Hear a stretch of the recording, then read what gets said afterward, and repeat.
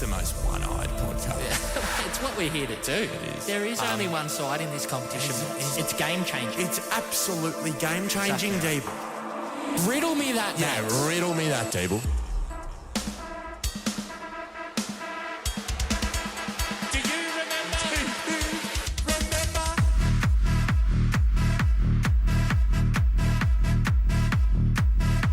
It's what we're here to do. This is True Blood, the number one independent Sydney Swans fan podcast in the home studio today to review the inevitable loss against North, the biggest game of the year against Carlton, and everything else related to our Swannies. I am joined, as always, by the man who is quite frazzled today, as we both are. It is Alex Donnelly. Alex, how's it going? There's a lot going on right now, not just, in the True Bloods world, in my whole world at the moment. There's computer screens not working, microphones aren't working. And we got smashed, so yeah, it's been a time. It's been a time. Yeah, probably the best thing about getting smashed is that we got smashed on Saturday, and it was a public holiday up here yesterday. So I'm already kind of like, I have not thought about it for 2 days. Now we have to talk about it, which obviously is not ideal, but it is nice when you get to 2 days away from the inevitable loss, and inevitable it was. Yeah, well, like Arsenal won 7 hours later for me, so it was like fine. I had dinner at my fiance's parents' house. So it's like I moved on from that loss like kind of quickly, which was good because I'd already categorized it in my brain as a loss. But yeah, this is where we say we're not gonna do the extreme deep dive into this because we got beaten by the best team that will go down as the greatest team in AFLW history. Maybe in 50 years there could be a dominant team. But right now, for where it is and where this competition is at, and probably where it's going to be for the next 20 years, this is the best team that we will ever see. And they are so good by so far, it isn't funny. We saw for 20 minutes that we're good enough. We saw for 40 minutes that they are really fucking good. Yeah. And when they decide to go, that's enough, that's cute, go away. Yeah, they flatten you. And we are still a couple of players off, as we've sort of talked about it. But we are young, they are old. There is a tipping point because Father Age is unbeaten, but for the next, 3 months and then for next year, I think North are going to be pretty inexorable. Yeah, I think everyone knew that coming in. And I think a lot of people only watch us, which is totally valid. I only really watch us in the men's, and occasionally I maybe throw in a couple other games in a weekend. And so going into this game, you probably kept hearing, North are so good, North are so good, North are so good. Yeah. And then watch the game and go, oh shit, North is so good. They're just streets ahead of anyone else in the league. And I've said this before, I don't think it's great in terms of what it does for the whole game itself, because you're playing this whole season kind of only waiting to see maybe if they drop a final and then that. But realistically, it's probably not going to happen. You're probably going to see them go undefeated, not even actually undefeated this time, not a draw thrown in there, like properly undefeated. Yeah, that game's wild when you look back at it. They actually drew a game. Yeah. And, I don't think it's good for the game with the league still being in its infancy to have such a dominant team, especially with no one really jumping on their bandwagon. I find that very bizarre. No, you don't really have any new fans coming and being like, I'm a North Melbourne fan. It just doesn't really happen. But that all being said, we both knew going into this game that if we even got close, it would be, a miracle, basically. And we did for a quarter. we should have been in front at quarter time. We should have been in front at quarter time. Laura, what the fuck was that? Laura and Ali as well. Like Ali missing a sitter as well. But yeah, we should have been in front at quarter time. And I'll even give us a B, like a 7 out of 10 for the last quarter. For quarters For quarters 2 and 3, if anyone's seen The Longest Yard, a -2. We'll give them a -2. We didn't score a point. We were bad, and we're not going to, as I said, deep dive in it. We're probably going to give this 20 minutes tops. So set your timers now. We'll try and get this in under 20 minutes because there's only so much that you can say. That it felt rude that Ash Riddell decided to break the possessions record again against Scott Gowan. So for those who don't know Ash Riddell's story, you would think that Ash Riddell would have been the number 1 draft pick, but so far it wasn't funny. She met with a bunch of clubs in 2017 and no one picked her. And then a certain man by the name of Scotty Ghost Swans, aka Scotty Gowan, was like, yeah, give me some of that. We're going to pick her. She's going to win the best and fairest this year by like 30 votes. She's Yeah, having an it's gonna Ebony be- Marinoff level. Like, poor Jazz Garner is having another epic year. To be fair, Jazz did get injured.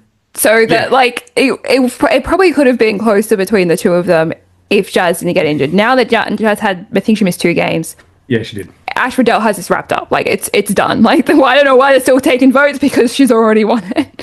Yeah, But, so this is the level of footballer that we're talking about. Then you look at, ever since they got Libby Birch at the start of last season, they haven't conceded a score over like 40. It's insane. Their defensive record is ridiculous. And I did say before the game, I was like, we are going to struggle against Jazz Ferguson and Libby Birch. And you know what? We struggled against Jazz Ferguson and Libby Birch. There is, at the end of the year, like somehow both of them won't be in the All-Australian team. And the All-Australian team right now should be, all right, what is North's defense? Who are their 2 best forwards? Throw in Kate Hoare and Taylor Harris and Eden Zanker, and then sort of work around there, maybe slip in Zippy Fish and Chloe. That's like the All-Australian team at the moment. Well, I was going to say, honestly, make a second team just not North and make them play each other. So, like, North will probably still win.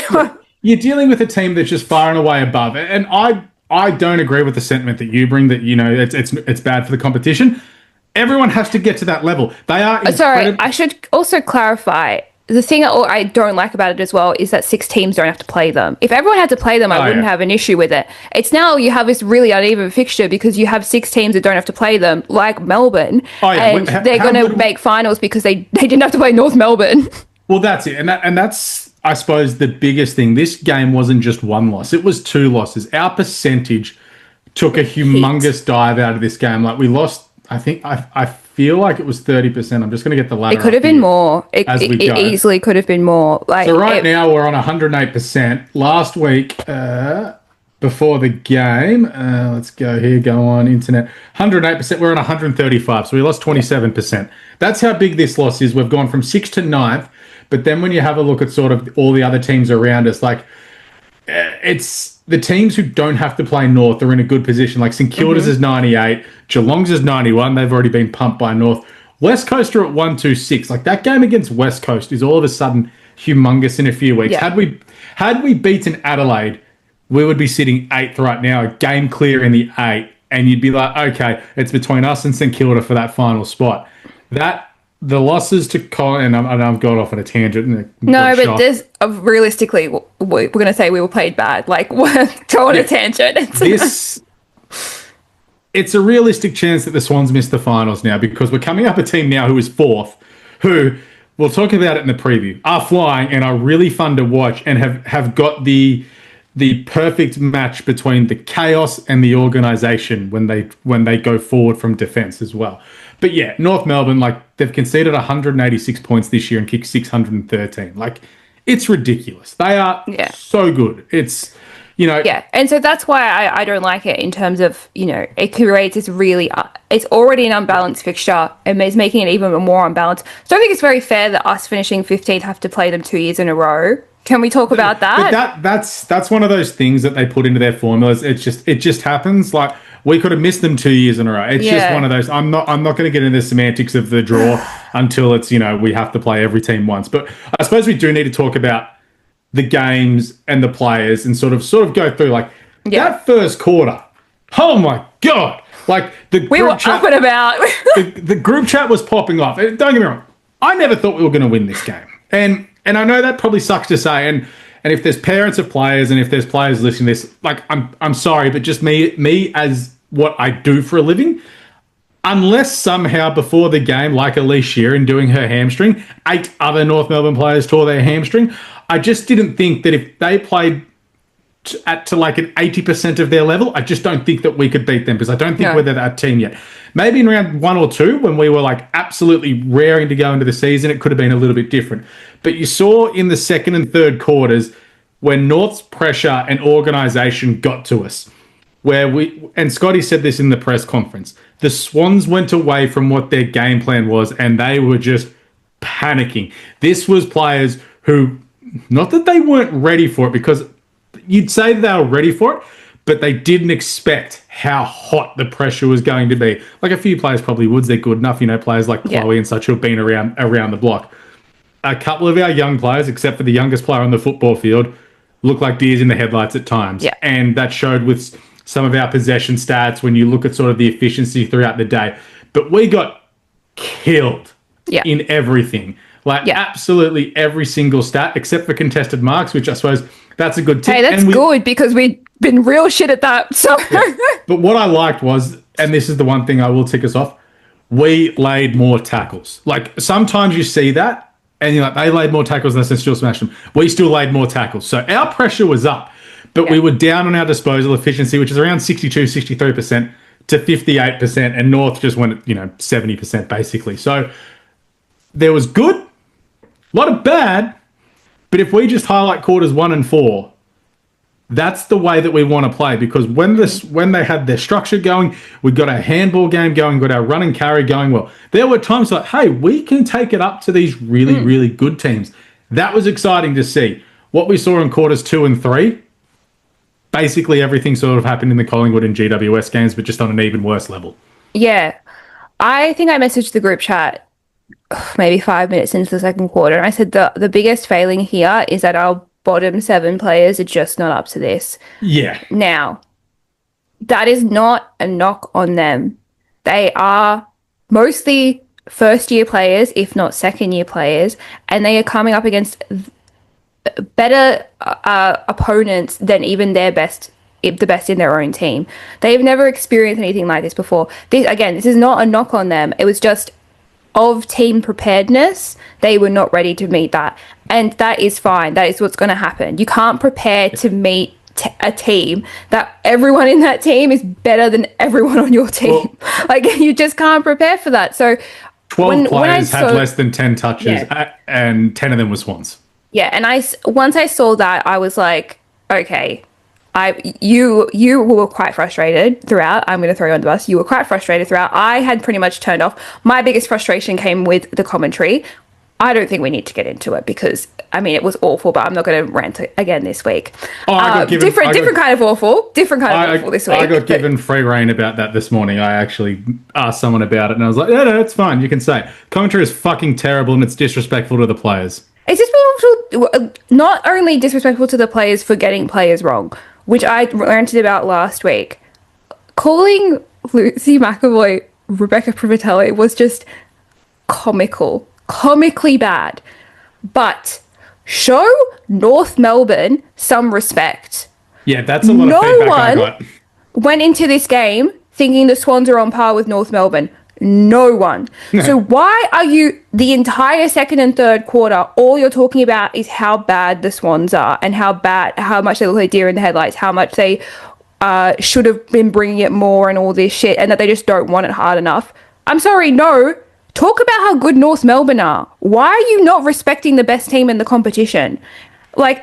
It's just bizarre choices within the commentary box in this game. If you wanted to whack the Swans, and this is something I think that we do need to sort of be annoyed about, why did we give Ash Riddell and Jasmine Garner so much space? Jasmine Garner floated through clearances all day, 29 touches, 4 goals. In fairness, I thought we did a half-decent job on Ash Riddell in the first quarter, but she's just so good. She finds the space. Yeah.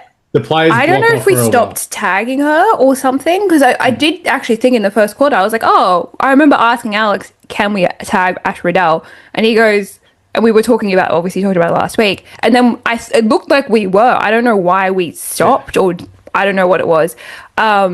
Need to go to the actual app and see how many touches she had in the first quarter, because it could be one of those things. She didn't seem to be making an impact, but it could also be one of those things that who knows. She had 10 in the first quarter and then went, but she had she had 6 kicks, but it was her lowest fantasy score of the thing for anyone who takes into that. Her disposal efficiency was clean, so she's had a great game regardless. So I didn't think she had much impact in the first quarter, to be honest. She still had 10. I just want to quickly touch on the last quarter. So obviously we said the first quarter was very, very good and looked like we were going to be able... Well, we were going to be able to do that all day, but we took it pretty well. The last quarter, I think there was an element of knowing they'd already lost, and so they just lost that fear. Because in the second and third quarter, it looked like they were just lost and scared a lot of the time, and they just didn't know what to do with the ball. And then when that fourth quarter came and we were down by 60 points, I think there was very much a moment of, well, we've already lost it. Scotty threw the magnets around. Yeah. And we were playing much more like we have played the rest of the year. Much more free-flowing, much more switched on, much more moving the ball much better. Yeah, we didn't really, I think we scored 1 goal, but I think we kicked 2 behinds as well in that quarter. At one point, we were leading the quarter. And we looked like ourselves again. So I think there is a lot of mental stuff still going on with this team. That's the reason I think we lost against Collingwood and GWS. Yeah. It's why I thought we nearly beat Adelaide. And then I think we did well in the first quarter. We were ready for it. And then when they threw more than we were prepared for, we didn't know how to counteract. And we got in our heads and we couldn't handle it. There's certain things you can explain away and certain things that are also unforgivable when it comes to football. And as Mad says on the usual program during the year, he doesn't care about the result. He cares about the endeavour and the intent.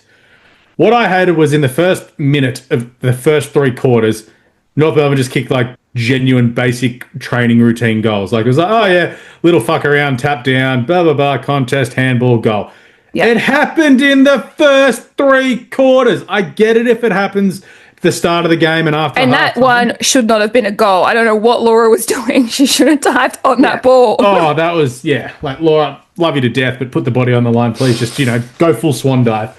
But you have a look at that. Those 3 goals, you can easily stop if you're switched on and ready to go. Then there was probably another 3 that genuinely went right angles. Like you had the Jasmine Garner one. What controlled the footy? No, it's an oval football that bounced on its end. Like, shut up, Harford. And then there was a Vicky Walls 55-metre bomb and one that was either Kate Sheila or Talia Randall snapped and went, no, it's come back through. Awesome. How good's Tassie? Yeah. So there's 6 of 13 goals. They're still better than us. They're still going to probably kick. Yeah. They're still going to kick 10 goals regardless. But there are certain goals that you can explain away throughout the day. Unfortunately, Brenna Tarrant's now going to be forever remembered as the girl that Blythe Bogue's ankle snapped. But hey, you got to be famous for something, Brenna, other than being an All-Australian. It's it was. I was going to send a voice note to remind future me what current me was thinking. I was fuming after the game. I was happy with the first quarter. I was happy with the last quarter. It's also I had a lot going on at work that day. For anyone who knows what I do for a living in horse racing, massive day of horse racing in Australia. There was also racing in Hong Kong. So my head was like across 4 different screens at one point and the Swans was on the main screen. So really stressful afternoon for me. Then to see us get our heads kicked in wasn't fun. But certain things that we did throughout the afternoon, I really enjoyed. There was that first goal that we kicked, that the link-up play running through the midfield that no one has done to North Melbourne in 2 years. Stuff like that gets you excited and shows the qualities that this team have. Yeah. Stuff like the dump kicks coming out of defensive 50 to 3-on-1s because poor Chloe Malloy, all they've got to do is put 2 players on her because unfortunately right now, our other forwards aren't good enough to help her out. Some of those efforts from players weren't good in helping her out. Getting across, laying some body, actually just trying to help her out. Even if you give away a holding the ball free kick, and we don't know what holding the ball is anymore, just get in there and try and help her because there's only so much you can do. And if you were watching it and watching her closely, you could tell that one C. Malloy was fucking fuming during the game. She was not happy and she cracked in all day. And there's a certain other someone that we need to talk about as well because they were awesome. I want to come back to the C. Malloy thing at the end because this isn't really relevant to the actual game itself, but just some end of game stuff that we had already discussed, but I'll come back to it in a bit. We have 5 more minutes to wrap this up to get to 20. There are probably 6 people that I think had a good game. Okay. And I'm gonna finish on the best one. LG, obviously. Ali, a fantastic game. I've said it before and I'll say it again. Something that happens when she's on the field. The other rucks cannot perform when she's there, but she does enough for all 3 of them.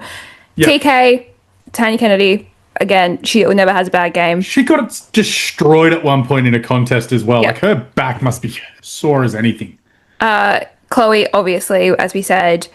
Brenna Tarrant, I sprayed her last week. God. She came back. She had such a better game. I was so stoked. Obviously not ideal circumstances, but that was the best game she's played all year. And so was fantastic on return. like you wouldn't even know she had two or three weeks off with injury. I thought you could tell because she only had like 13 or 14 disposals as well. So like but she looked impactful. The eye test was there. So the eye test was there. So Sophia's had 15 touches in the end, 79% game time. So she's obviously going to bump that up towards 85, 90 in the coming weeks. But yeah, I'm glad that you mentioned Brenner. I think so. And this is before I'll let you get onto the top player. And we all know who we're going to talk about in a second. But with Sophia Hurley, what she brings to the Swans, and just bear with me here. When the men throughout the season was missing Errol. Now, I'm not saying Sophia Hurley is Errol Goulden. I will. Different pegs that they kick with, but same. What they bring to the team is that link between inside to outside. What she can do when she has her hands on the football. Obviously, Errol Goulden's the greatest kick in the competition, blah, blah, blah.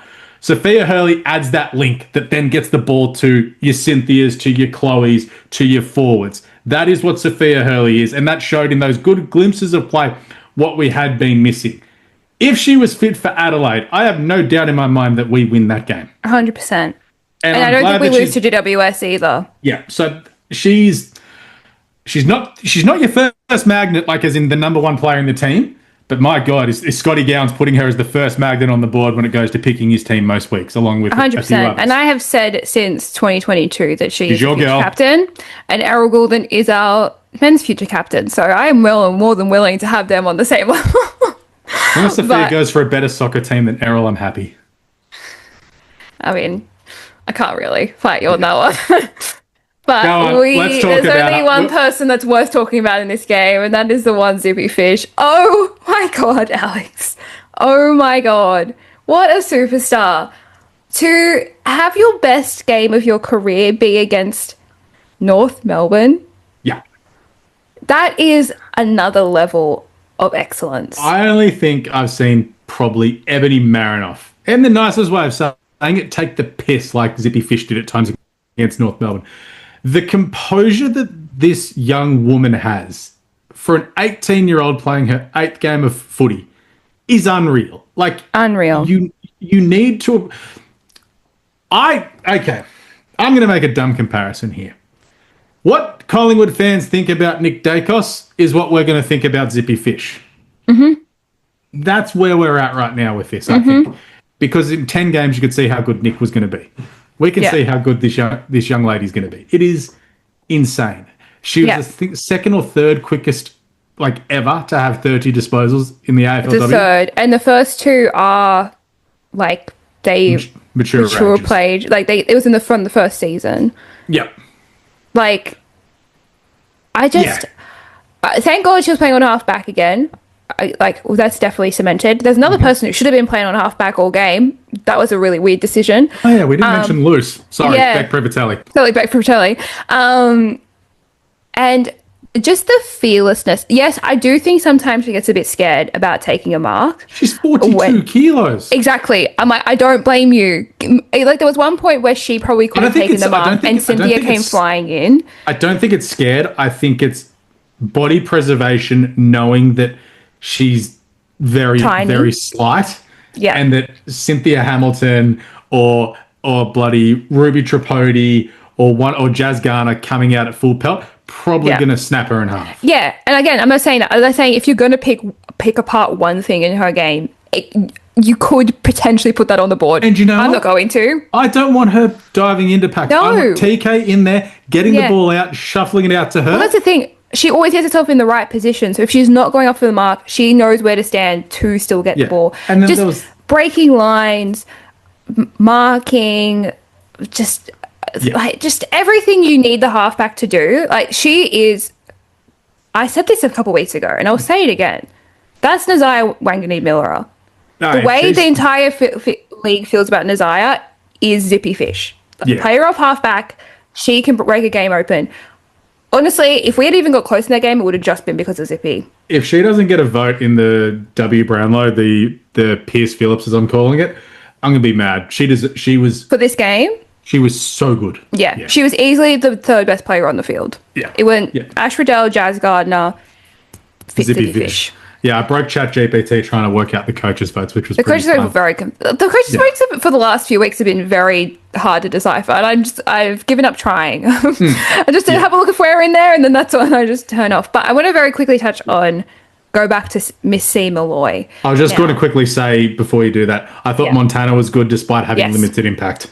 Yes, all 12 of their touches. She is listed in. I had listed Fish, LG, Ali, TK, Ham, Malloy, BT, Soph. They were my best players. And then I had 5 players listed that were my worst, but we don't have to say who they are. We've hit the 20-minute mark. Hit us about Chloe.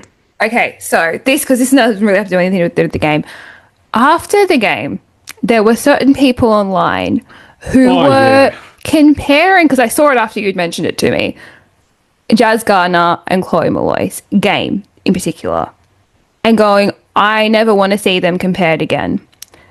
Now, they are both very different players. One's a midfielder. I feel like North Melbourne fans have forgotten what it is like to be the best player in a losing team. Now, I'm not saying Chloe was the best on the field. I'm saying in our team, she is the best player, and we lost on that day. She was being double teamed the entire game. Anytime you saw the ball go near Chloe, she had 2 people on her, and she still made an impact. That tackle that she broke, holy shit. She's been doing some deadlifts and some hip thrusts. And I just don't understand this logic going in with this argument of, I don't want them ever compared again. They're 2 completely different players. You're talking about star impact over consistently good. Yeah. And maybe the media was hyping Chloe up at the start of the year. Yeah, she kicked 7 fucking goals in a game. I'm sorry. She's leading the leading goal kicker still. Yeah. I mean, needs to kick a couple of goals like Chloe, you're killing me. I want you to, get past Taylor Smith's record, but yeah. I don't understand. There's a little bit of a weirdness with that fan base of how it's entitlement. Precious they get about their club, and entitlement. And I mean, I was very much positively talking them up all week because, they are a very, very good team and they deserve the respect of being the best team in the competition. I'm not denying that. Arguably the best professional women's sport club in the country, like across A-League, NRLW. Easily. There's nothing in competition. Obviously the NRLW grand final happened on the weekend. Oh, didn't the Roosters get ripped off? My God. Oh, that was not a try. But they were the 2 best teams all year. They'd only lost to each other. And so that is, you can't say that either of those could compare to North, because North is not getting beat by anyone. There's no one beating North. And it's not even easy win. Close wins. We're talking 40 plus points every time. Yeah. I think 30 points is the closest anyone's gotten so far. Let's have a look. I think it was Essendon last week, was the week before us. 30, 72, 100, 45, 29, 53, 30, 68. So 29 points. Yeah. They've allowed a score over 40 once in the last 2 years. Yeah. So I don't know. I just find it bizarre. Yes, you're the best team in the competition. Yes, you definitely deserve more respect from the commentators, because they are not treating you with enough respect when they're coming into those games. I want to hear more about how good they are playing as opposed to how shit my team's going. And also the fact that the commentators don't know the players on the best team in the competition. I can understand if you don't know some of the Sydney players, because we are not the best team in the competition. I think you should know all the players, but regardless. But if you're going to know any of all the players, know all the North players. Seriously. When you've called the same team for the last 5 weeks, you probably should know the teams. But anyway, we've gone over time. We need to wrap up. We'll wrap it up there. We're going to come back with a social seg with a very special guest. Dears True Bloods, and we are back. Paul, we had a special guest lined up. Unfortunately, that fell through.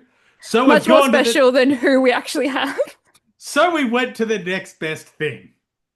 We've brought in, he's off the bench, he's off the long run. Charlie Curnow followed the boys on Instagram yesterday, and Deebs is like, get me on the show as we welcome in one Deebles David Baxter. What up, Deebs? AD, Paul, thanks for having me on. I know I'm hard to get these days. I've got media outlets chasing me, whether it's your Herald Suns or, what was it, 3AW, Triple M today. They're all trying to get in touch with me, but you never forget where you come from, That's team. Exactly and so right. I'm back on the pod.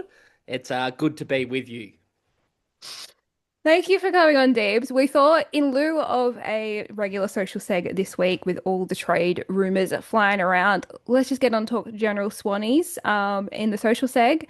And obviously, but no better man to do that with than Deebs. But we did get one voice note through post game from a very big favorite of ours, and he's never sent a voice note through for the W, so we thought we'd better play it.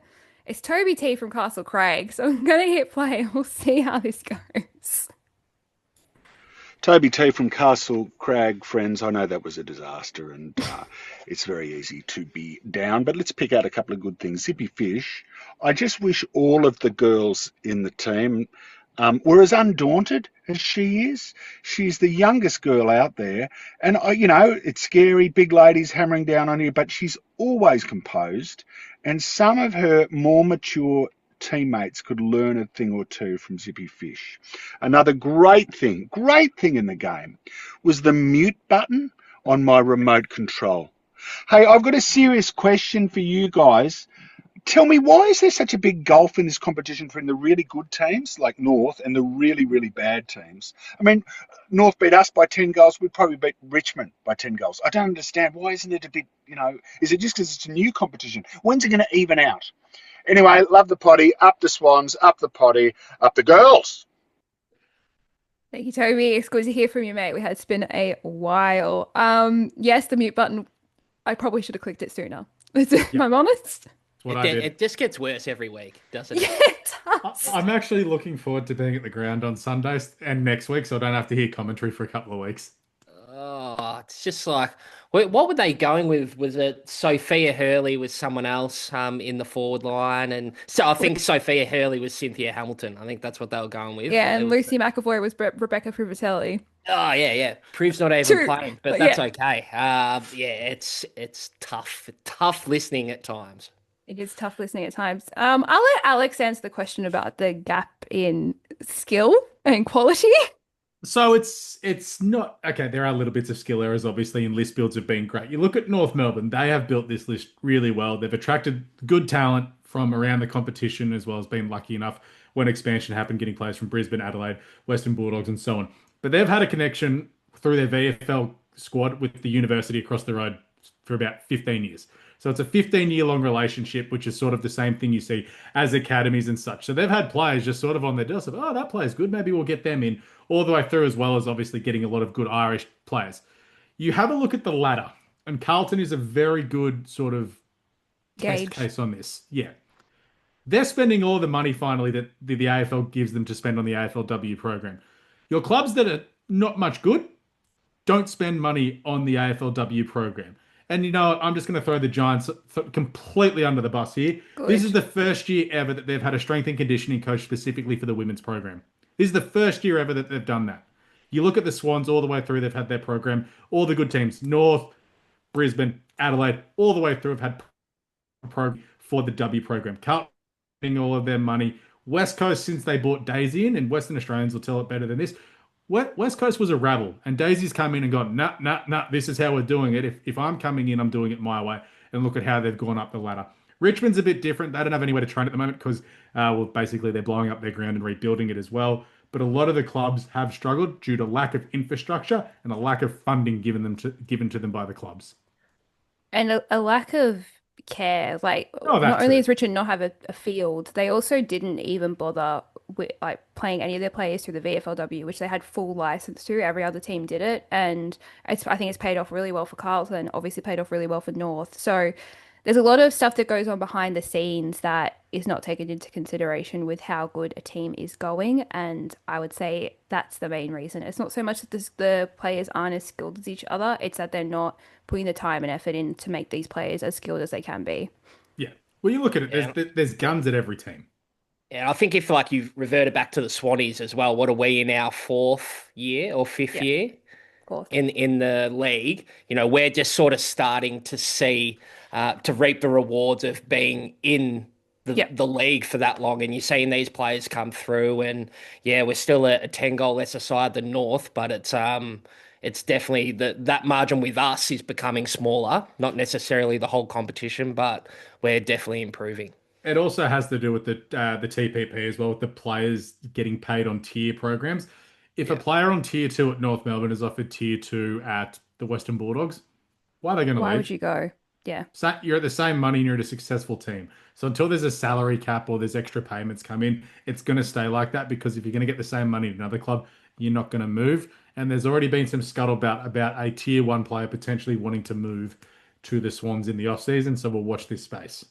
That's right. Look, Maybe that the same takes, one, same that's one what I'm as saying. last year, Paul. I feel like we had the same conversation this time last year, but and look, we'll have to wait and see. But it is 6:13 on Tuesday afternoon, and we officially have a new men's Swans player. How Big are we? Malcolm. Big Malcolm, Big Big Malcolm Roses. Rosas. Let's go. Very exciting.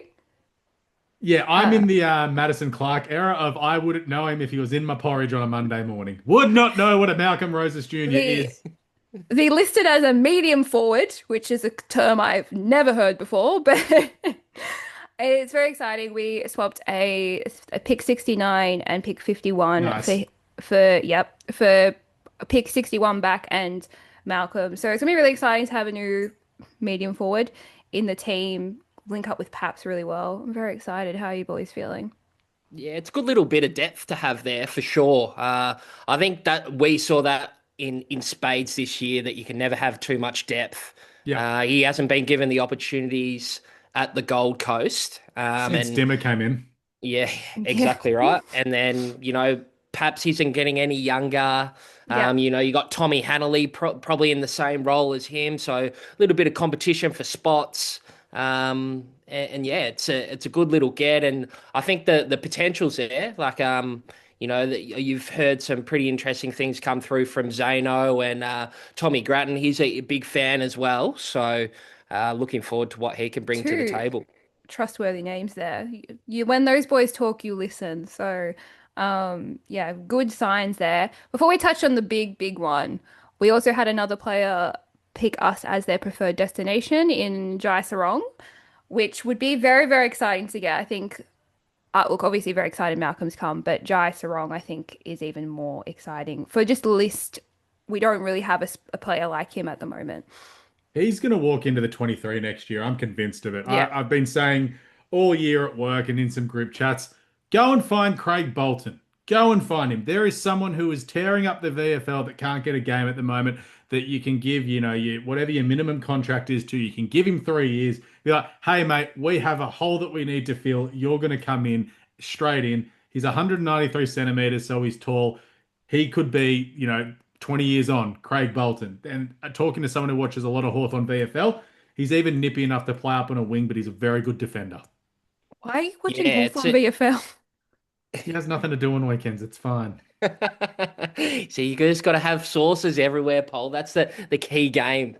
Key game. But yeah, looking forward. Look, I'll be on. I didn't know too much about him, but what was after he had nominated was interesting seeing opposition supporters of clubs that he was potentially going to. I think North Melbourne was linked. Freo was linked. And then they were really disappointed that they didn't nominate their club. So it's the type of player we need. It's a sort of a taller, agile play in the Logan McDonald mold, right? And if he can sort of start to find some form, it puts some pressure on selection on your Hayden McLeans and your Logan McDonalds, and I think that's what we need in this forward line at the moment. And I love that clip that came from Tom Barras and James Sicily when he was on their pod. That he tore them up at training, playing as a forward. So that was really interesting to see. Yeah, and I mean, look, long term, maybe this is what convinces Caleb to come over. Hey, it'd be nice. We haven't heard that narrative yet, have we? That Jai supported the Swans. Was he the same as his brother? I'm not sure because I also haven't heard anything either. But it was very well known that Caleb did. So I assume so, but hasn't really been said. Caleb has played his contract status very well. He's out of contract at the end of 2027, so Tasmania will be offering him $3 million. Probably. But hey, maybe we Kinnear, that's his biggest regret. Maybe it comes into fruition now that we got Jai. So Yeah, yeah, we got us the wrong, just the wrong one. Sorry for yeah, me, but and just for him, I think like everyone's like, oh, what are you going to trade for him? From the sounds of it, we've got what pick 51 now, so either that or a future third round is probably what's going to do it because yeah. by all reports, this year's draft is a pile of shit from everything that I've heard, and we've got a couple of academy kids, so it wouldn't shock me that if we sort of get rid of our early picks and try and we back the academy kids in and look to next year's draft. Yeah, the main one that's coming out for us is Max King. That's what most people are talking about. The draft combine was on the weekend, and I am trying to find that Well, thing that I he had been tested, sent. he was number one for standing vertical, and Yeah, then he was in the top 10 for the 20 meter as well. So, and which he's is in the top yeah, 10 for the running vertical as well. So, genuine athlete by all means. and plays as a tall forward, if I'm not mistaken. I don't know. I don't really Yeah, pay you so know he much does. attention to the draft. Yeah. Which would be look, and now it does seem like we have about five different tall forwards in the team, but I think, or maybe even six if we're including Buller, because that has not been done yet. But that's a bit. Ugh. It's a position that we've really struggled to find someone to fit. So hopefully we can get Max on the team. But Jack Buller is the only player who, Yeah, as we know, has requested a trade out. Do we think he goes? There's been a yeah. bit of conjecture with It or not Kenny, with King. it'll get done. Like when you think about it, and you see that we've obviously got Logan, Joel, and Doss, and Max King's going to be drafted to the Swans. He's all of a sudden number 4, number 5 in the order. He's going to Collingwood, who've just lost Brody Myercheck. Obviously, the big dickhead Mason Cox is not going to get another contract. They need another forward to play there with Jamie Elliott, McStay to bring the footy to ground so the Smalls can get to work, and also a forward who can take a mark and kick a goal. I get it from his perspective why he's leaving. Yeah, it sucks. The Swans have obviously helped him rehab his back and such. But as someone who's not, he's from, I think he's from Claremont in WA. He's a mid-season draft pick. Collingwood are offering him 3 years. You get a chance to play for Collingwood, and you're not a Swannies fan. I get it. I'm not mad. It's business at the end of the day. Take the security, son. Hopefully you play well in 22 games of the year, just not against us. Yeah, Or that's just don't get right. picked that guy in that game. That'd be Well, nice. yeah, like he's not someone I'm mad to lose. Not so, like if Yeah. we kept him, sweet. If we lose him, whatever.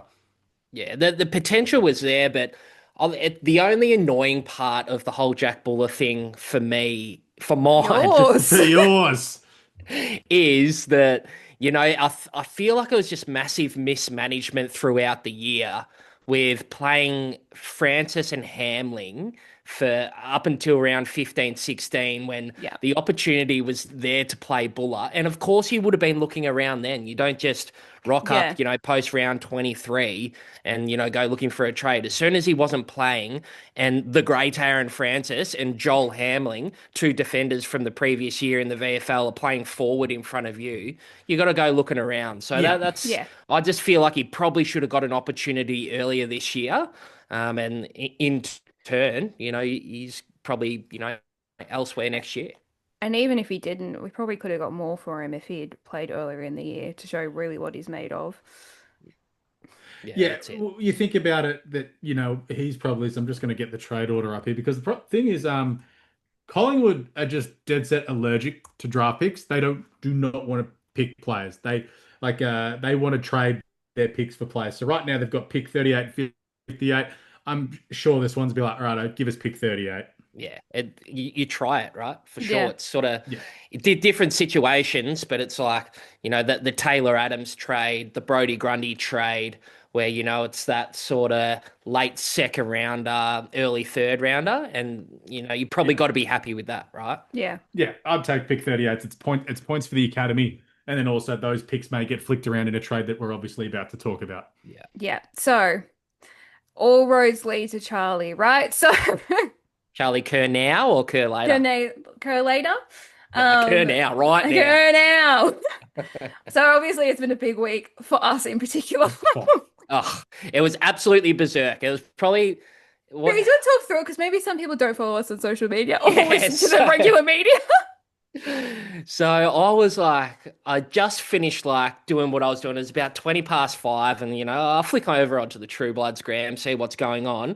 I see Charlie Kernow has followed us, and I'm like, refreshing it. I was like, that looks pretty legit. And then like clicked on the name and he's got the official tick, Charlie's full profile. And I'm just like, what the fuck? Why is Charlie followed us? He's like, he's coming. It's like, that's all I need. And Yeah. and we're like, oh, we'll keep it quiet. You know, we want to build the relationship with Charlie. We won't throw him under the bus. And then it's like within 50 minutes, it's like a journo's got hold of it. He's followed us. There's articles getting written.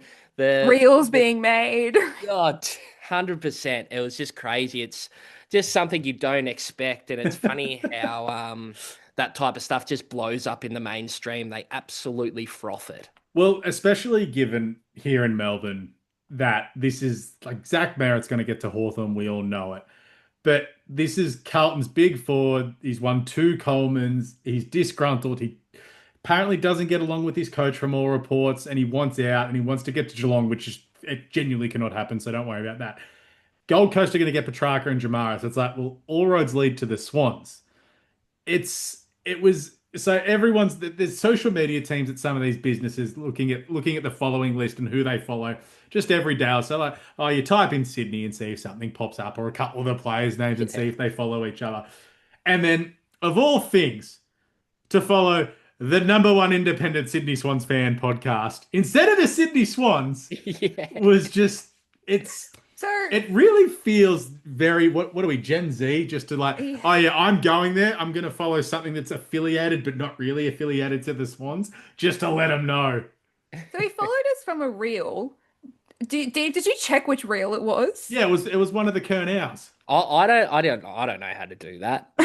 I could see how it was from a reel, but I wasn't sure which one. Yeah, okay. But yeah, pretty it must have been berserk stuff. one of the needle movers. Yeah, big needle moving pod that we are. But how can you see the deal getting done? What would you be comfortable with?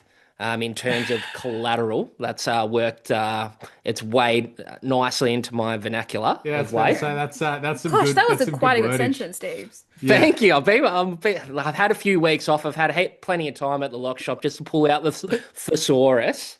So, always People are gonna working be on shocked. expanding that vocab. But So- what would you be comfortable with, AD? Carlton are playing a really hard stance, and so they should. They haven't done what Essendon did with Zach Merritt and have your players talk rubbish about him and your president basically call him a dog and say that he hates women. I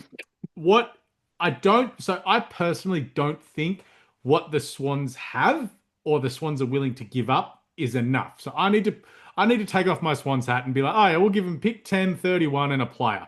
That is not going to be enough. This is a Coleman medalist who's on $1 million a year. He's won 2 Colemans. He's arguably top 3 forwards in the game. This is not to the level of Chris Judd, but this is a humongous trade. The Swans need to find a way to get a second first-round draft pick in and also convince a player to leave. This is pick 10, another first-rounder, and a player. That is the only way I can see this deal getting done, because Carlton also don't need draft picks. They need players, because TDK's out, Silvani's walked out the door, Sam Walsh and Patrick Cripps' bodies are about to give up, as is Weeders. They need players. The players that they're bringing in, like Liam Reedy and Campbell Chesser, they're spuds. They're VFL players. They need someone half decent. So I don't think the Swans have the capacity to give Carlton what they need. We need to get some other team on the hook involved here. Flanders choosing to go to Carlton would have been a perfect result for the Swans, but he's going to St Kilda. Yeah. The Swans need to find a way and get creative, as they always do. And I do think that it's a player that's either a Florent, a Haywood. There's a few players that are in the mix, and I really don't want to throw anyone under the bus, but Florent and Haywood are the two that keep getting mentioned. But you probably also need to think, what do Carlton need? And that's the main thing. Yeah, for sure. It's like the Haywood talks really come up with that article last week from one of your colleagues, AD. It was funny. We not sort to throw anyone under the bus. just doing their job. That's all it is. That's right. Just doing their job. But this is where you really need to not just look at the headline when you see these articles come out, and just not read it word for word, and you got to read between the lines a little bit. it's like the way he was talking, you could tell he was doing the interview for an alternate motive. It wasn't to talk about his trade status. Like he's not that stupid. But it's very easy to pick and take little grabs out of things that people say, and it probably reads a lot worse than it would have been in the conversation, I'm sure. But that's also like that's also any journalist worth their salt would have also like, oh, we're there doing this thing and would have talked about that. And the article about that conversation has come out tonight as well, talking about the alternative thing there. But you're talking to a player who has been talked about as trade bait potentially. You would be derelict in your duties if you weren't to ask the questions. So, got to do your job. And Will, as a footballer, would understand that these questions are going to be asked too. Like, there's media coming out today that someone's asking for the wussy boy, which I understand. So you've got to ask these questions. You look at him, you look at Florent, maybe a Matty Roberts.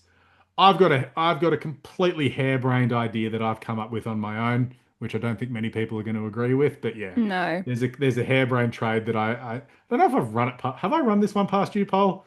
I believe you have. I think you're wearing his bracelet right now. No, that's not. Oh, no. not that one. That's okay, then my maybe boy, you have it. My boy Cheeks. No, this.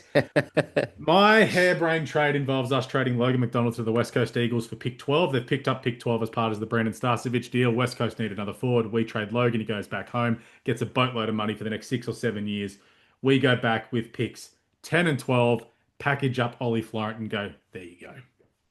And then that's the way you satisfy. Yes, we lose Florent and McDonald, but to get someone big in, like remember when we got Buddy, we lost Mummy. You're going to have to lose someone very good as well. Yeah. Or you go with the Zane red and white mantra of just keeping everyone and finding a way to get everyone. Yeah. Unfortunately, in this instance, like this is business. Yeah, you have to give. You would think something's come, but you just don't know. You still look at it on paper and you're like, I'm not too sure if this is going to get done. I think it's genuinely at this point, he either comes to the Swans or he stays at Carlton. And I'm pretty still on the side of he's staying at Carlton. I just don't see how it gets done, because it's really hard to say to a player that wants to stay that you have to leave. Like, I don't think anyone wants to be in that position. Yes, there are players on the team that I would be like, okay, if they left, that's not a big deal to me. None of them have been named. No, that's not true. None of them have been named in the media. But like even Chris Keaton came out today and said that Wilbur is not someone that they're considering. But that's also posturing. That's also the way that you play the game. You can't say, oh yeah, we might let him go. That's the thing. Like, you're not going to say that in the media, right? Like they want to keep this under wraps as possible. And you have Carlton fans losing their mind, keep saying it's going to be one of the big four. It's not going to be one of the big four. The Swans aren't that stupid. But also, if you look at Carlton's list, it's pretty fair to say they're about to go through a rebuild. They don't really have anyone. They don't really have anyone to even make contention in this next year, no matter who they get from us. So I don't think they really would even be going after one of the big four, because why would you? They don't have anyone to go with any of the big four. Yeah, like, exactly. It's going to be one of our middle of the range players who can fit into their team nicely, and so they can keep being middle of the pack until they can get a bunch of draft picks and rebuild again. That's my perspective on it.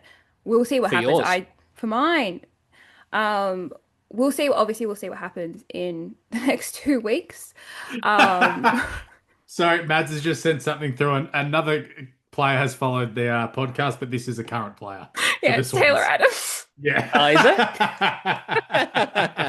it? Very good. The news must have spread around the office today. Yeah, alert the media. I'll just I'll file this one across to Stats Guy, who can leak it to the media. Yeah.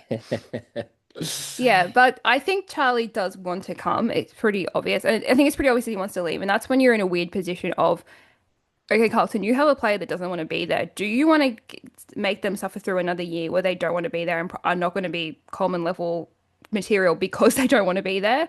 Or are you willing to kind of take a sacrifice and maybe get not the best end of the trade, but still get something? This isn't a club that has a historically great culture either. This is a club that turns on its own, has fans turn on themselves as well. So this is really interesting. This is presidents exposing their parts online, all sorts of things. Yeah. Exactly. It's not, and Vossi went full scorched earth in his best and fairest speech. Basically, in the speech, it's my fucking way or the highway next season, and we're either gonna die on this hill or I'm going down with the ship. There is no in between, and I rate that from Voss because he's just gonna go down Yeah. swinging. Because if they're 1-4 or something, he's gonna get sacked. Yeah, for sure. Charlie Curnow and him clearly don't get along. That much is obvious. It is then figuring out what is the best deal for Carlton to move on, because also their cap space pretty tight. They can free up some cap space and attack some free agents in the next couple of years. Because if you don't get your rebuild done by this end of 2027, you are fucked. Yeah, it's a good point. It's a good point with Tassie coming back in. But I think Carlton as a footy club, you take off your Swans hat and you got to have a look at what's going on with Melbourne at the moment. Track wanted to get out of the club last year. They wouldn't let him go. Clary got two floated. first rounders. Clary got floated as well. And then you go 12 months further down the line and Melbourne is literally going to be paying for these guys to play elsewhere. And it's just like Petrarca's isn't. Oliver, they're paying half. Yeah. And it's just when you can get maximum value, that's when you got to look at trading someone because Charlie goes on next year. He's still disgruntled. He has an average year. His capital is only going backwards. It's definitely not increasing. And that's it. Like you look at it last year, Geelong were willing to give like pick 16 for Clary, take his full contract and pay it over.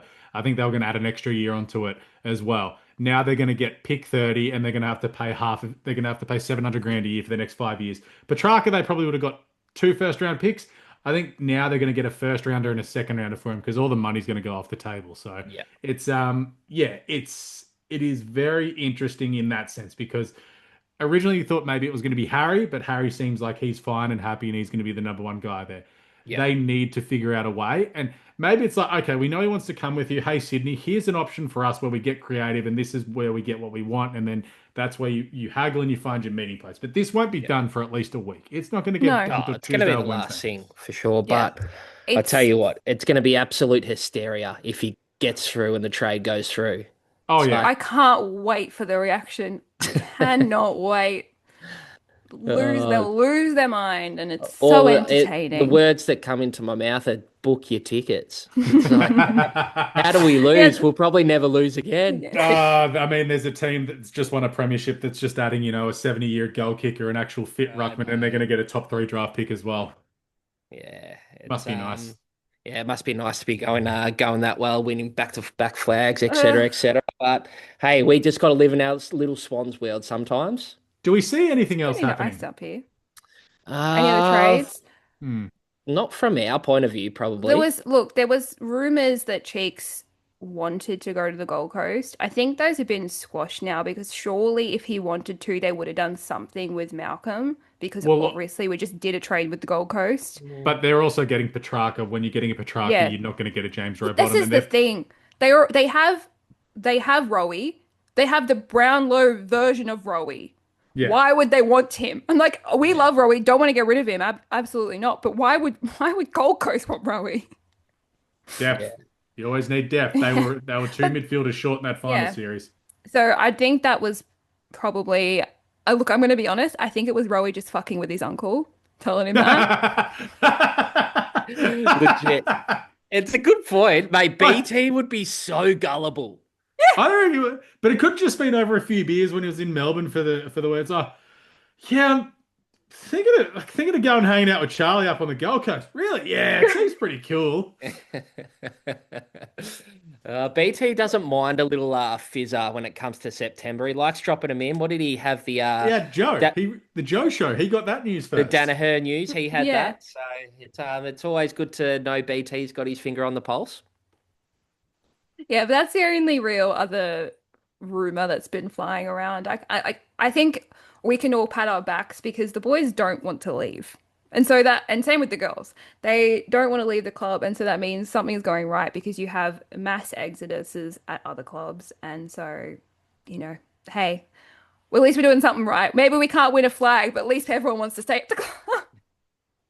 Hey, we're building towards that poll. They're hard to win, so it's as long as there's that incremental uplift in your list, and it's the club is trying to be active. I reckon back in at the end of 22 when we lost that grand final, in the 23 off season, there was just no movement whatsoever. It's like, we're happy with what we're doing, and when we can't really do anything, where I think it's a big reversal this year. So I like the intent's everything sometimes. Exactly right. The only other news that I have is that the round 12 AFLW games have been confirmed as of today, which means we are playing Essendon in Coffs Harbour at 5 p.m. on Saturday, which is very tempting for me to go to. I'm not going to lie. I might have to sneak up to Coffs Harbour for the weekend. How far is Coffs from you?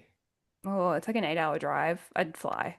Well, yeah, fly. Treat yourself. Yeah, it's like an hour south of the border between Queensland and New South Wales, which is pretty far. But the flight is like an hour, so I'd probably just do that. But Faithful, that is a good weekend away, and it is right before finals. And unfortunately, it's probably going to be the thing that confirms if we make finals or not. So it's a big game that has been confirmed, and at least it's against Essendon and not against Carlton. Yes. But Deebs, thank you so much for coming on and updating us with all things going on with the Swannies world. We are going to let you go now, and we are going to jump into the preview. We'll probably have you back in a couple of weeks once this is all wrapped up, and we can firmly say that we have Malcolm, Charlie, and Jai. Thanks, Deebs. Thanks for having me, Paul. AD, doing a great job on here, and go girls. Go girls. Welcome back to True Bloods. Alex, it is Pride Week! Let's go! I do have a complaint, though. I do have a complaint, Shirley. Our kid's got to be better. Like, come on. You don't like the current one? No, well, I mean... You wanted a new one. I wanted a new one. Like, we've used the same one. Like... That, we do that, though. Hawthorn That's the thing in the men's as well. Hawthorn and Adelaide's is amazing. Like, Hawthorn's is the same as last year's. Yeah, but they had the white background last year. They've gone the brown background this year. Oh, okay. Well, then 2 years ago, they had the brown background. Okay. Yeah, no, it looks sick. I haven't seen everyone's yet. We do that. It's not everyone's has been posted. Apparently, I haven't seen them all either. I liked Melbourne's. Melbourne's was nice. They always do a good job. Essendon's is better than last year. Essendon's was pitiful last year. Oh, Richmond's is really cool. They did like the tiger stripe, but with like the rainbow color. It looks really sick. I like the tiger scratch, sorry. Yeah. It looks sick. But the dogs usually do a good one too. Yeah, the dogs are always up there. But yeah, we have a habit of recycling, like doing it 2 years in a row. Really milk it, get the use out of it. And it matches the one that the men's did this year. Okay. Well. So you don't need to buy another one.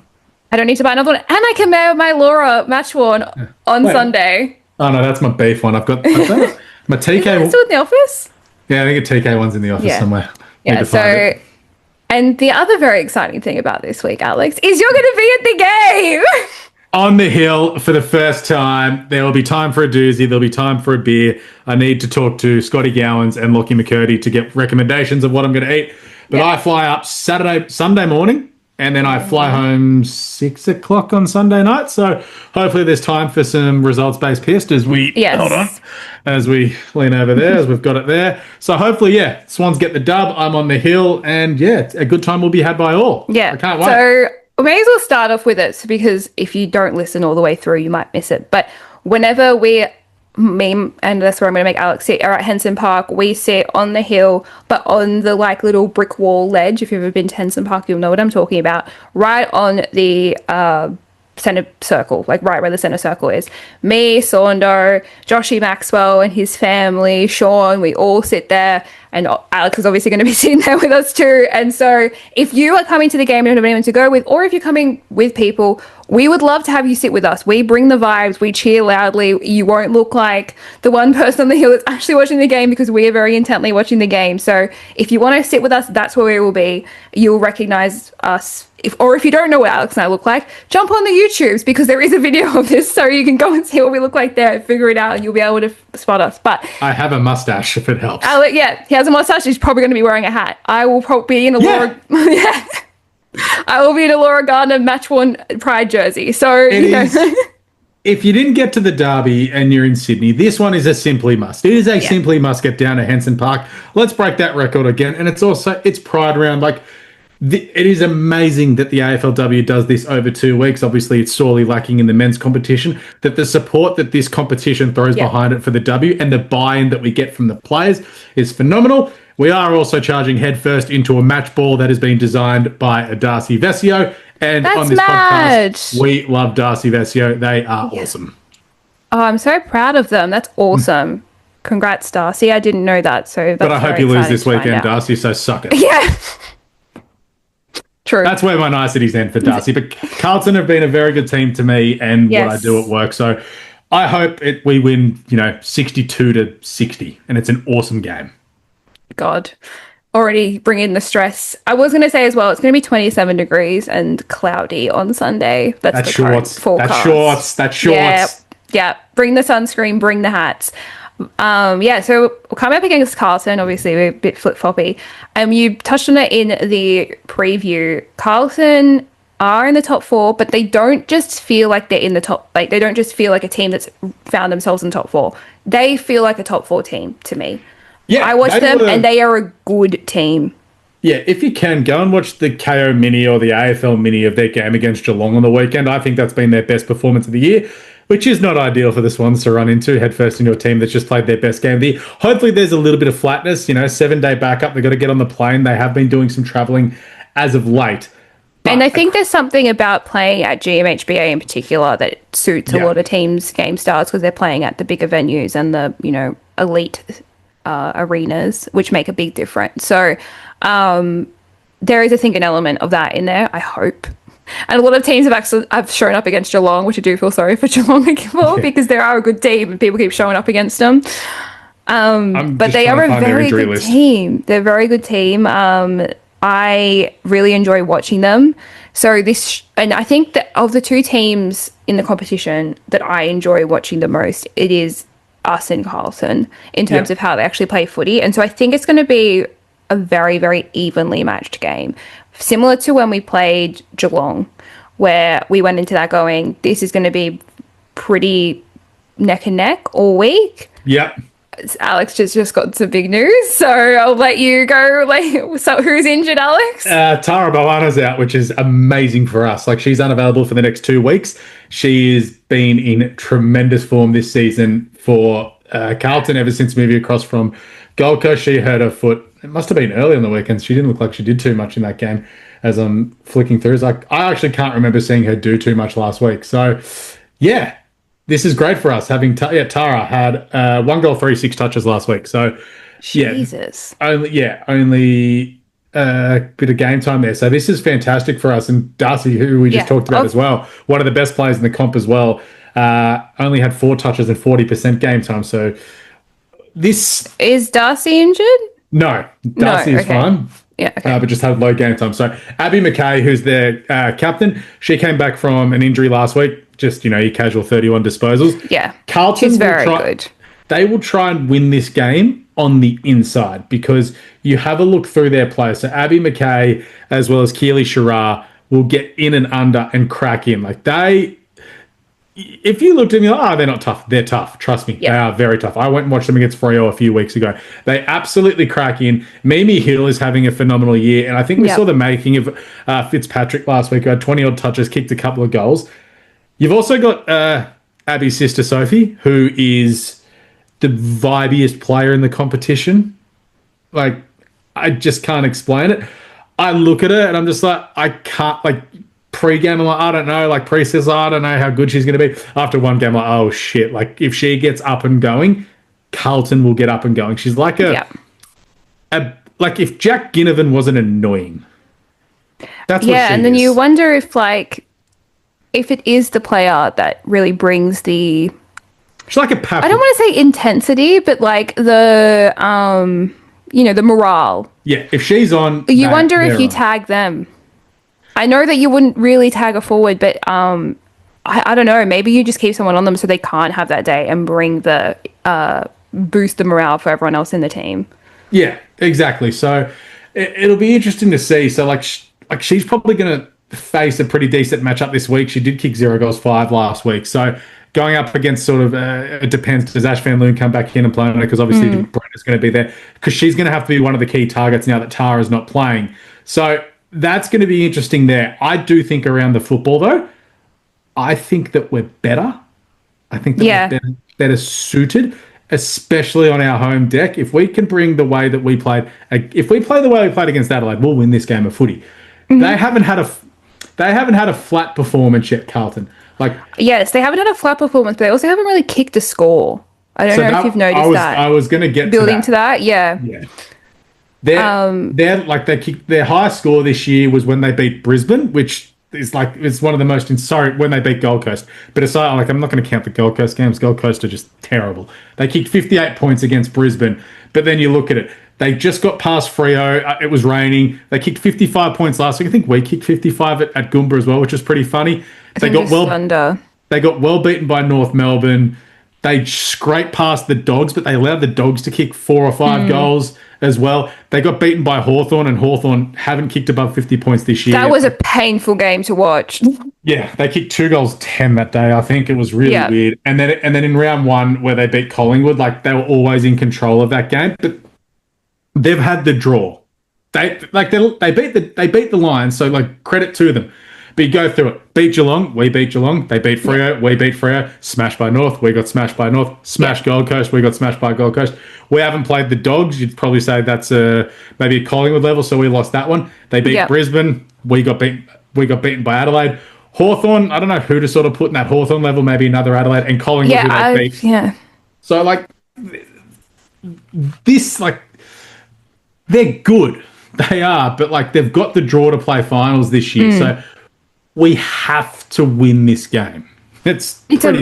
Look, at this point, yes, it is a must-win game. I don't know how to put it any other way. I think the girls would know that too. And from the outside perspective, it does seem to me that when the girls know it's on the line, they are much better than when it's airy-fairy. So I think not just even from a talent and skill perspective, I think from a mental perspective, they're going to be going into this game going, we need to win this and we can win this.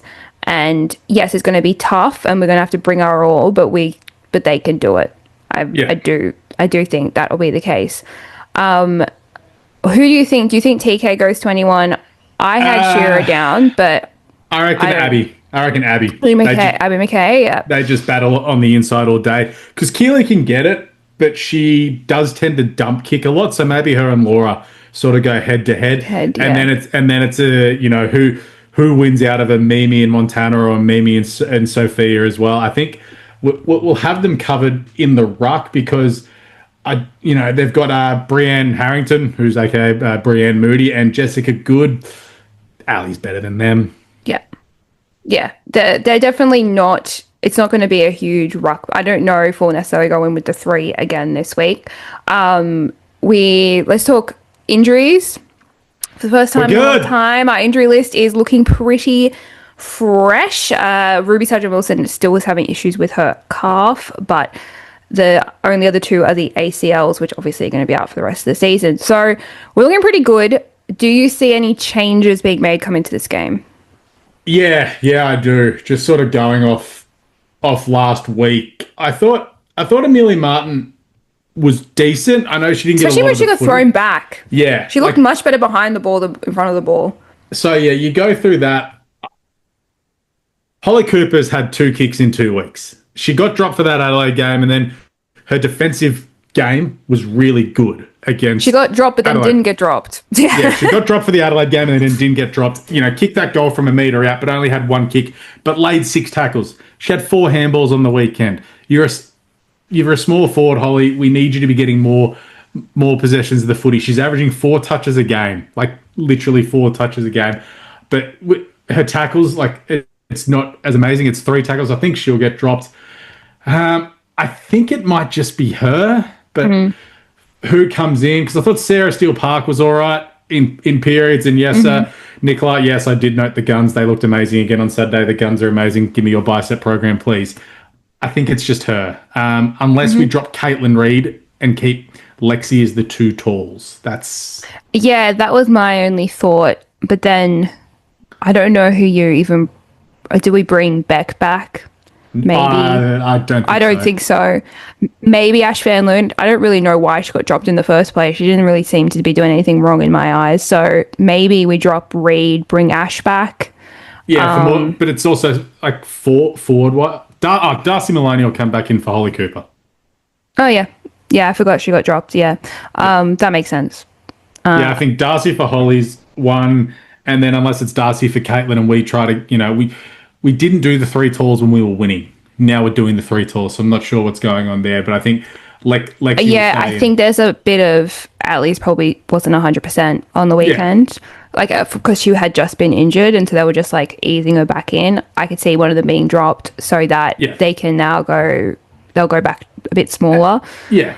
Because as I said, and I was proven right, for some reason, Lexi and Caitlin play better when Ali's not there. And then as soon as she's there, they forget how to play football. I don't know why. But that's just what keeps happening. So I would imagine probably one of them is going to be dropped, and we'll see Darcy come back in. But Alex, it is going to be a party on the hill with you and me.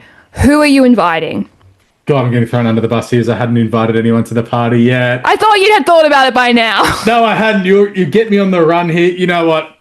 She's going to do it. She's a part of one of the power couples of the AFLW. Pride game. C. Malloy, 4 goals, 17 disposals. Let's fucking go. That's how I know you didn't look at the notes, because that's my invitation to the party. Definitely did look at the notes last week. Oh, shit. That's my bad. All right. I'll change it up. Polly, you run with yours. Let me find out someone else. Okay. Yes, she is one of the main power couple in the competition. She is now sitting on 74 goals, so she could kick a 75th career goal in this game, and I think that'll be really exciting. And she got double teamed last week. I think she's going to have her head in the game. She just wants to get in there, and I think if Darcy does come back in, that'll help relieve a little bit of that double timing that she was getting last week. I don't think Carlton will do that to her, and so she'll be going on a tear, and she'll have a fantastic game. That's my pick. Alex, did you think of someone? Yeah, I did. I reckon she's our vibes player. Would you believe that she didn't have a kick last week? Cynthia Hamilton. No, I wouldn't believe that, because I felt like she had the ball at some point. 9 disposals for 9 handballs. That is some cinch footy shit right there. Yeah, but Cynthia is our vibes player. Obviously, when Chloe's up and about, we're all up and about. But if Cynthia Hamilton kicks a goal early and celebrates and gets right around it, this team will be on. So Cynthia Hamilton, 2 goals. So there's 2 kicks in there for her. Let's go 13 touches, but 6 tackles. Okay, I like it. Yeah. I like it. She nearly killed Zippy at one point last week too, by the way. I'm fully expecting to see the photo of her jersey tugging the Pride Guernsey, and I am very stoked for that. Alex, how much are we going to win by? We're going to win this by 17 points. I have 15, so I think we're on the same wavelength. I think it's going to be a very, very good game. And we're just going to win it in the last quarter. But let's do some tipping. Yeah, got it up here. So a bit of separation happened on the weekend. Greg on the Goldie leading the way on 53 tips 7. Britty 93 also on 53 tips 7. Phil Anton, Big Phil, dropped down to 52 after tipping 6. Madriz and GT at Henson all on 51. Mads is equal last after tipping 4 on the weekend. Polly and I are mid-pack on 47. Let's get into it. Hey, we know our stuff, but we don't know how to tip. I tipped an upset on the weekend, and I was mad about it. Can't remember. Not important. I tipped 6. Who did I tip? So yeah, you didn't tip the Swans. Yeah.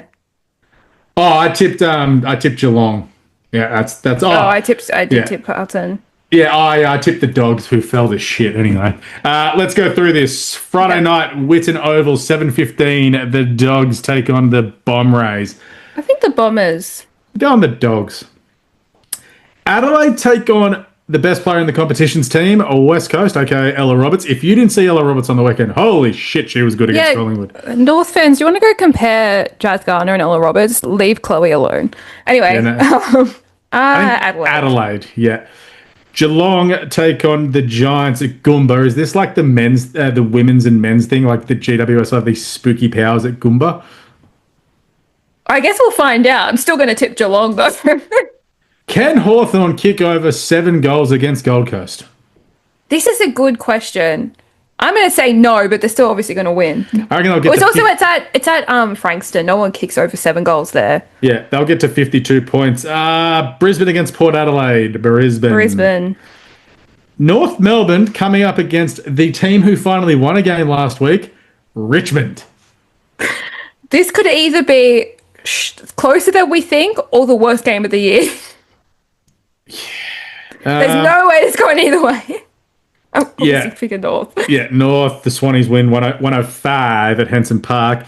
At Moorabbin, St Kilda take on Collingwood, which could be a low-scoring dour affair if it's windy. St Kilda. Yes, St Kilda. And at Fremantle Oval to finish it up, the Dockers take on the D's. That's going to be the game of the round, I think. But I will go to D's. Oh, yeah. Sorry. Yes, our game is the game of the round, but that's a close second. Because Freo are similar. I think they're 4 behind 13th. us. Yeah. Yeah. Good round of footy. Get down to a game if you can. Get down to Henson Park and come see me and Alex. We are probably going to go to Filter Brewing for Results Beats Piss, which is right near Sydenham Station. So if you're heading back on the train, you'll be able to, just walk with us as you're walking to the train station, drop in for a drink. We'll probably be upstairs in the sports bar watching whatever game's on after our game. Happy Pride, everyone. 2 weeks of Pride. Obviously, we get the home game this week, and then we're playing in Casey next week. So Alex will be there again in a much shittier circumstance because we're going to be in Casey. But, be prideful. Yeah, hey, Alex, are you in a good place? No, I'm at Casey Fields. No, Casey Fields. Yeah. Thank you to all the queer women in our league who do so much to represent the queer community and especially and just generally in the AFLW.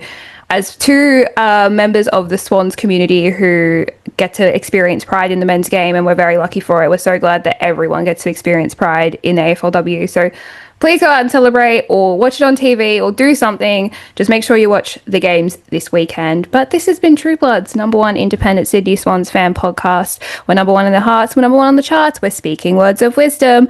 Up the potty.